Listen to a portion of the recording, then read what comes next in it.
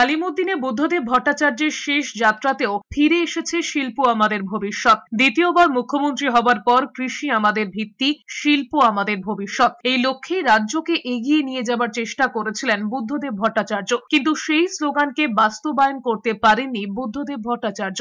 একের পর এক রাজনৈতিক প্রেক্ষাপটে শেষ পর্যন্ত 2011-য় 34 বছরের বাম শাসনের অবসান ঘটে। শেষ যাত্রায় আবারও ফিরে এসেছে শিল্প আমাদের ভবিষ্যৎ। এক সমর্থক গলায় শিল্প আমাদের ভবিষ্যৎ লেখা পোস্টার নিয়ে শেষ যাত্রায় হাজির হয়েছে। বক্তব্য একটাই, এখন বাংলার মানুষ বুঝতে পারছে ওই স্লোগানটা কতটা প্রাসঙ্গিক ছিল।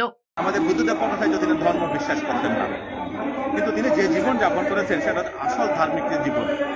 তাই আজকে আমরা ধর্মগুরুরা, বৌদ্ধ ধর্মগুরুরা, বৌদ্ধ ধর্মের পক্ষ থেকে এই মানুষটার প্রতি শ্রদ্ধা নিবেদন করতে এসেছি। আজকে তার ডেড বডি দান করা হবে, নিজের তার বডি তো দান করে গেছেন।